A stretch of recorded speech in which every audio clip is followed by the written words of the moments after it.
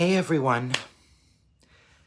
At the end of the first week of 2023, I've decided to read another Dr. Seuss book. But don't worry. Maybe I'll do some more books later. Maybe I'll do the first chapter of Lord of the Flies sometime. Today I will be reading The Sneeches by Dr. Seuss.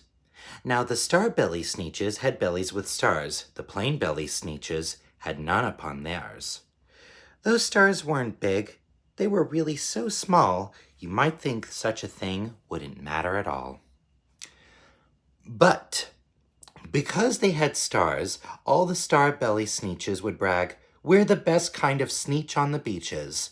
With their snoots in the air, they would sniff and they'd snort. Will have nothing to do with the plain-belly sort. And whenever they met some, when they were out walking, they'd hike right on past them without even talking.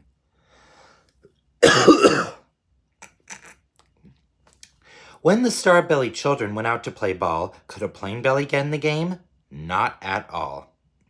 You only could play if your bellies had stars, and the plain-bellied children had none upon theirs. When the star-belly Sneeches had Frankfurter Mass, or picnics or parties or marshmallow toasts, they never invited the plain-belly Sneeches. They left them out cold in the dark of the beaches. They kept them away, never let them come near, and that's how they treated them year after year. Then one day it seems, while the plain-belly Sneeches were moping and doping alone on the beaches, just sitting there wishing their bellies had stars, a stranger zipped up in the strangest of cars. "My friends," announced in a voice clear and keen, "my name is Sylvester McMonkey McBean, and I've heard of your troubles. I heard you're unhappy, but I can fix that. I'm the fix-it-up chappie. I've come here to help you. I have what you need, and my prices are low, and I work at great speed, and my work is 100% guaranteed." Then quickly Sylvester McMonkey McBean put together a very peculiar machine, and he said, "You want stars like a star-belly Sneech? My friends, you can have them for $3 each.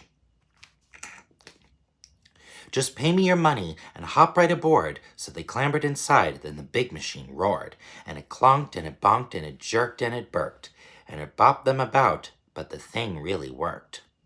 When the plain-belly Sneeches popped out, they had stars. They actually did. They had stars upon theirs. Then they yelled at the ones who had stars at the start. "We're exactly like you. You can't tell us apart. We're just the same now, you snooty old smarties. And now we can go to your Frankfurter parties." "Good grief," groaned the ones who had stars at the first. "We're still the best Sneeches, and they are still the worst." "But now how in the world will we know," they all frowned, "if which kind is what, or the other way around?" Then up came McBean with a very sly wink, and he said, "Things are not quite as bad as you think. So you don't know who's who. That is perfectly true. But come with me, friends. Do you know what I'll do? I'll make you again the best Sneeches on the beaches, and all it will cost you is $10 eaches." "Belly stars are no longer in style," said McBean. "What you need is a trip through my star-off machine. This wondrous contraption will take off your stars, so you won't look like Sneeches who have them upon theirs." And that handy machine, working very precisely,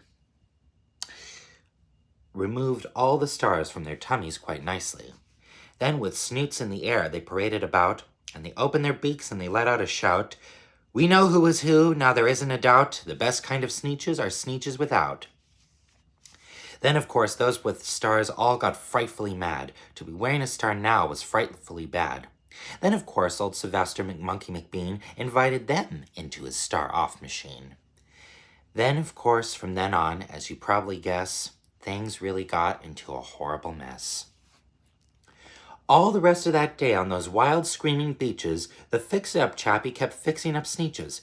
Off again, on again, in again, out again, through the machines they raced about and again, changing their stars every minute or two.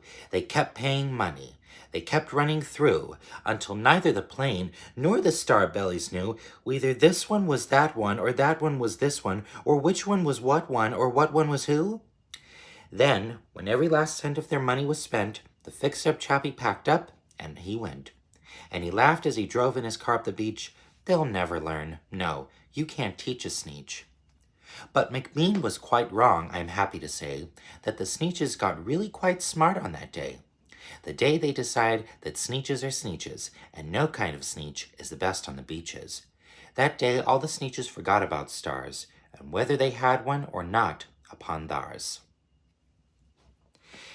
So I guess you could say that this story was an allegory for racism, which is, or at least the civil rights movement, which could have been happening at the time, but I'm not sure of the exact year this was published. Let me look for it. What was it?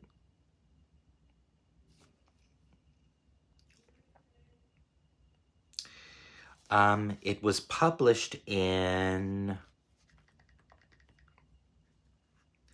1953, so it's kind of accurate. I hope you like the story, and if you want to know what story I should read next, let me know in the comments section below. Oh, au revoir, everybody.